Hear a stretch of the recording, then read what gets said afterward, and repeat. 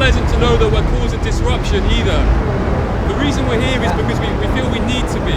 We feel that there's no other option but to be here. Who are these people who stopped an oil tanker at rush hour?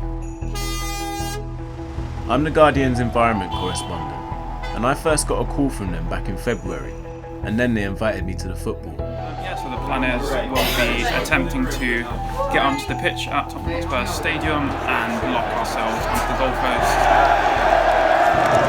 Every single second that I spend here, I want to do what I'm about to do last.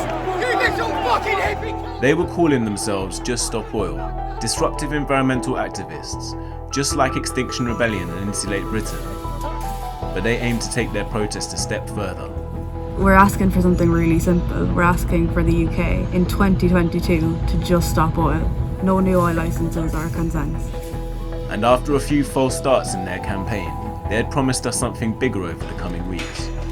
So we followed them as they stormed oil terminals. The cops are chasing them. They've got their sprint on. Deflated the tyres of oil tankers. This is the difference between me getting home to see my kids this weekend or me being stuck in a fucking lay-by. And tried to bring the country's oil distribution network to a standstill. Oil! Just stop oil! Just stop oil!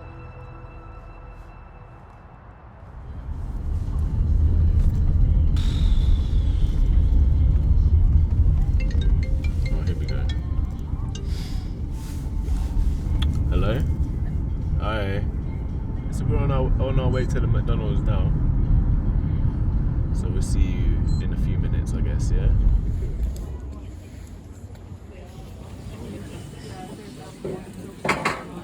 Okay, so it's 3:55 and we're just waiting around in McDonald's near Tamworth. Must be about, I don't know, 2-3 dozen activists here. Apparently they've got the police lurking, so they're not making any moves just yet. So I'm taking advantage of getting some breakfast. This was the first action they'd invited us out on, when Just Stop Oil planned to launch their campaign with coordinated blockades of 10 oil terminals. But straight away it was clear that things weren't going to plan with these activists. It looks like we're all going somewhere. They said that we were going to walk to the site, but everyone seems to be gathering over there in the car park next to a van. I think if we get in this van though and start driving around places, then police are going to stop them and arrest everybody. God, it's a bit of a comedy show. That's you alright? Morning. Police just showed up, started asking everyone what they were doing. We just walked away, we just walked straight past them, and apparently it's about a 45-minute walk. Okay, so the reason I'm stopping you under Section 1 of the Police and Criminal Evidence Act, the reason to believe the items on you that potentially could be used to commit criminal damage, and for that I am going to search you, sir. Okay? What's actually happening? Following these people, seeing what's going on. Okay, what's the collective group's intentions whilst we're out this morning? I'm here to find out. Okay, so am I. A group of people want to go up that way. That leads directly to Trinity Road where the tankers are going up and down. As the group got closer to the terminal, they were intercepted by the police, forcing them to start their protest there and then. Just stop oil! Just stop oil! Just stop oil! This isn't exactly where we wanted to be. We wanted to be right at the gates and we wanted to be disrupting the oil directly. Unfortunately, they pushed us out onto the road. I've got lots of layers down there, officer, because it's so cold. It is cold, you're right. I've got 3 layers on my trousers. Right. Is this action about raising awareness of climate change, or is it about stopping the distribution of fossil fuels? Both are hand in hand, like you can't do one without the other. People ask, why don't you write petitions, why don't you go outside Parliament? We did. The thing is, you didn't hear about it because the media doesn't cover it. So this is what we have to do to get to talk to you guys, to get the message out there, to get people to care. Oh, we've stopped an oil tanker there, look at that. Give me a bag then.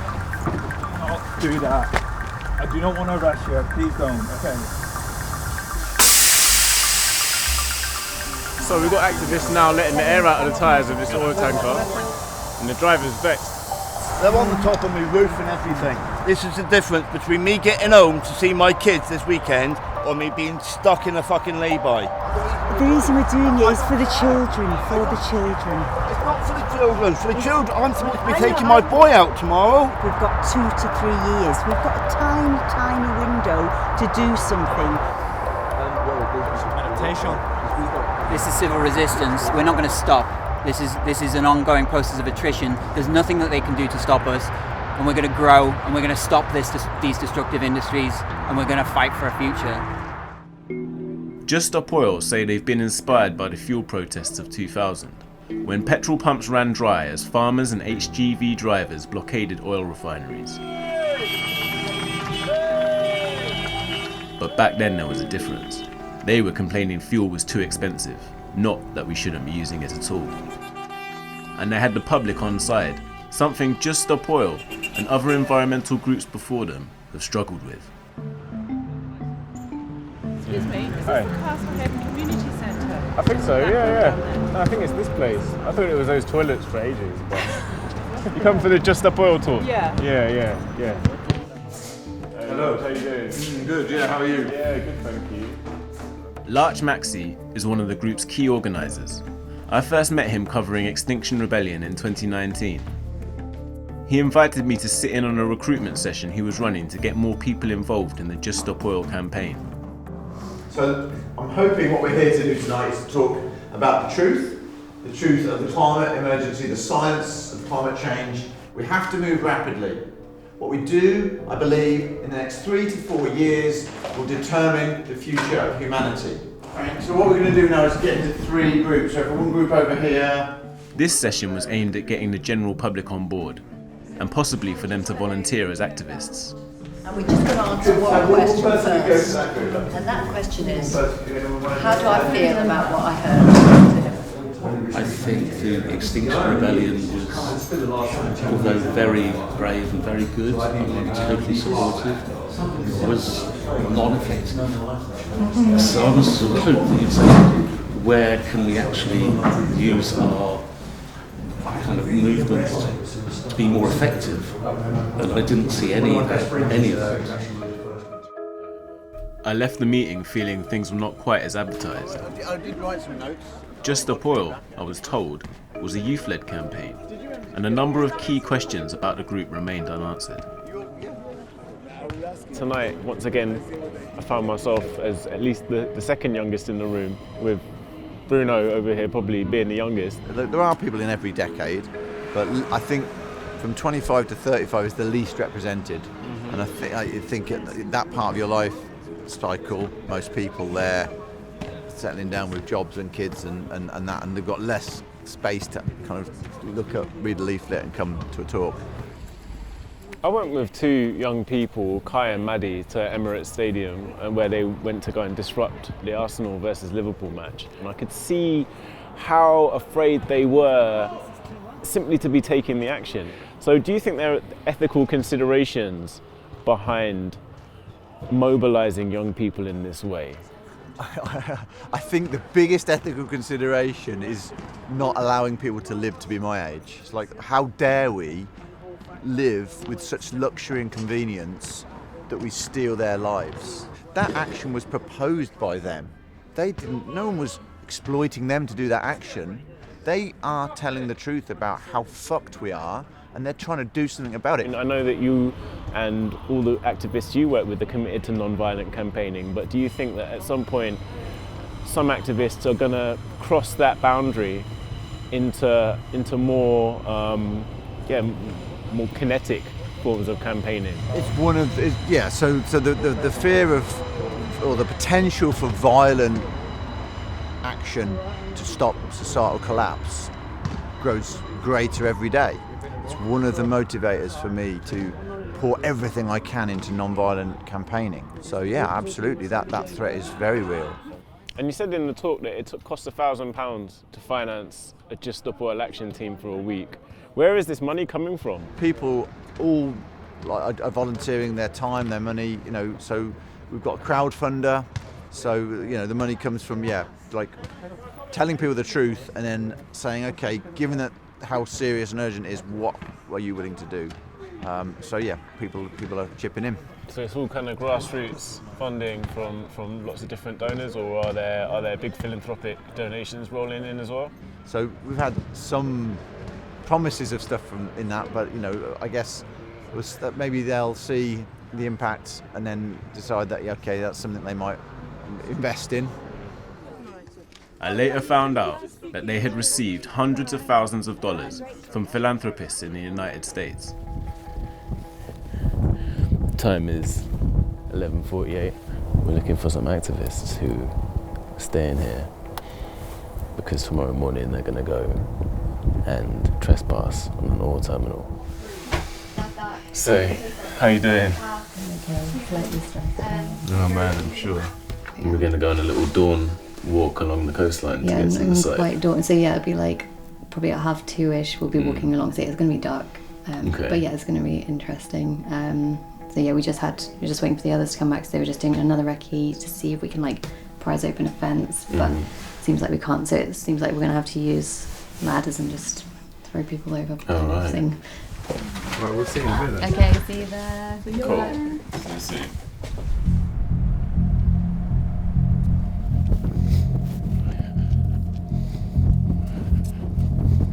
I want 10 people to go there. If there's more, run beyond it to down the river. There's a bigger terminal there. Get on anything you can. There's steps. Yeah. Are we good? Ready, guys?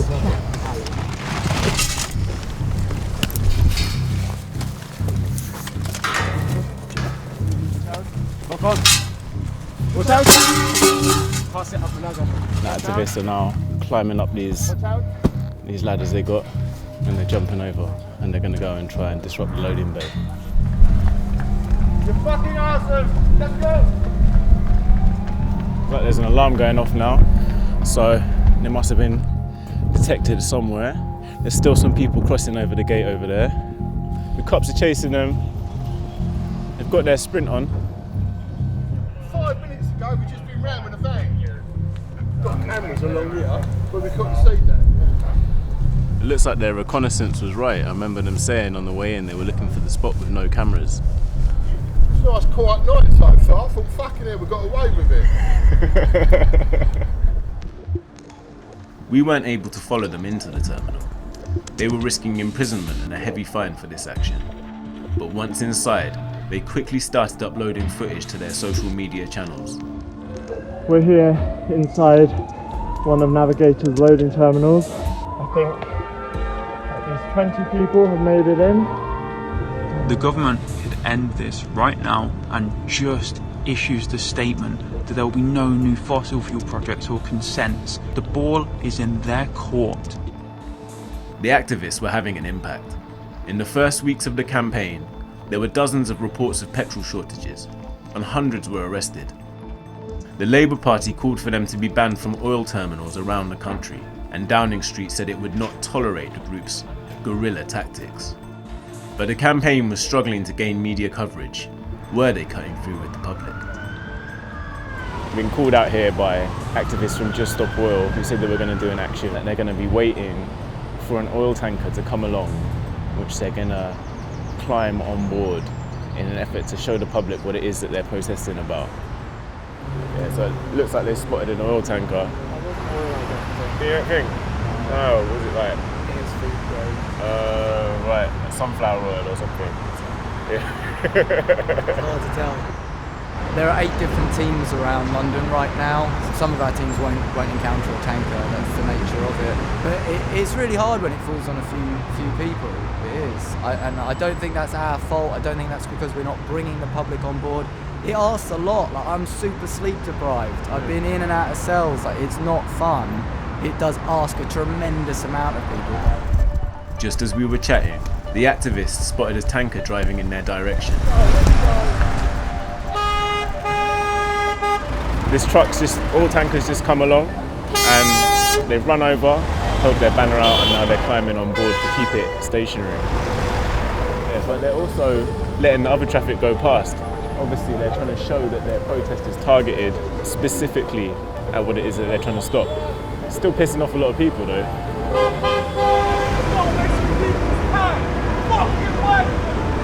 Well, these time wasters, they're idiots. What, we're 2022. What, we're going to get around with horses and bikes? We're not all fit.